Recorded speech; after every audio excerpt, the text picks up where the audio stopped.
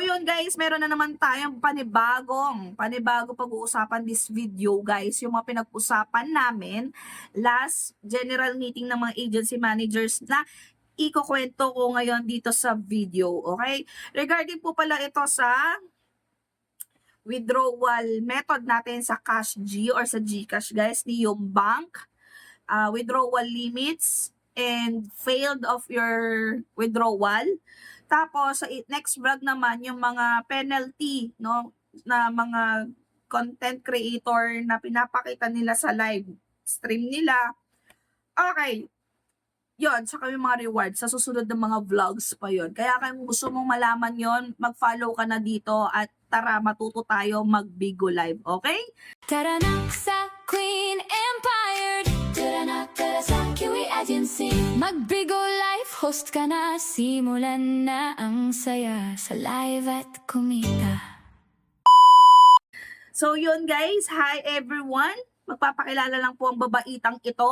I'm Manager Miss Queen from Queen Empire Agency, the agency manager of Queen Empire Family and Agency. Ay, inulit ko lang. Ayun, my Bigo ID is babe030422. 5 years na po ako sa Bigo Live. So tara na, mag-Bigo na tayo. Okay? So yun, pag-usapan na natin. Ano nga ba yung pinag-meetingan namin? Number 1, yung withdrawal limit natin per day. Depende na po yun sa inyong mga quota, no? Sa previous month.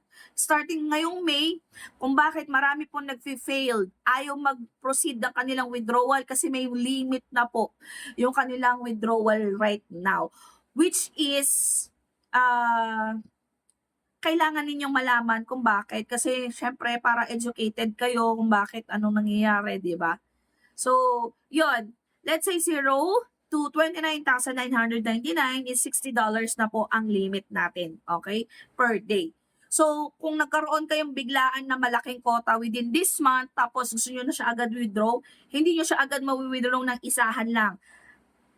Nasa sa pinaka-limit per day tayo, no? Pero ang kagandahan nito kapag newbie ka, no? And tawag dito, gusto mo nang i-withdraw yung pera mo, at least $10 na ngayon, hindi katulad dati guys, alam niyo $32.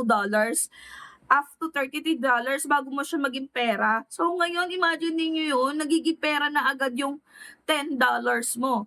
Sa GCash guys, $10 to $800 lang ang limit per month. Kaya kayo guys, kapag nag-withdraw po kayo, magniniyom kayo kung mag-withdraw po kayo more than $800. Kapag milyon-milyon naman i-withdraw mong yan guys, sa totoosin lang, doon tayo sa reseller daw. Yun yung nila, advisable na mag-withdraw. Okay? Sa reseller ng beans. Yon. Diamonds pala. Yon guys, no? Tapos ang weekdays, ano ba kasi? Yung withdrawal days na waiting natin is 1 to 7 days.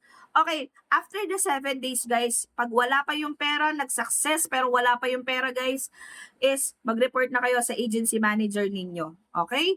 So pag nag-fail, ganun din, magre-report kayo sa agency managers ninyo. 10 days pala ang bounce back ng inyong bids, hindi kasama ang weekends like Sabado, Linggo at saka holiday. Okay, pero at least 1 to 10 days yun ha. Kasi ako na, based of my experience noon, sobrang tagal talaga guys. Umaabot ng 14 to 21 days. Minsan isang buwan pa nga eh. Pero ngayon guys, mas pinadali nila ngayon, at least 10 days, nagba-bounce back na agad yung mga bids natin.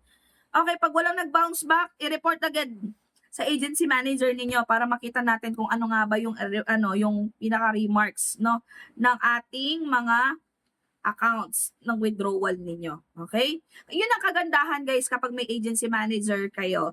Una, meron kayong malalapitan regarding kapag nag-failed, nagka-problema inyong account, no? Pwede kayong i-check nila kung ano yung nangyayari sa inyong account. Imagine niyo yun.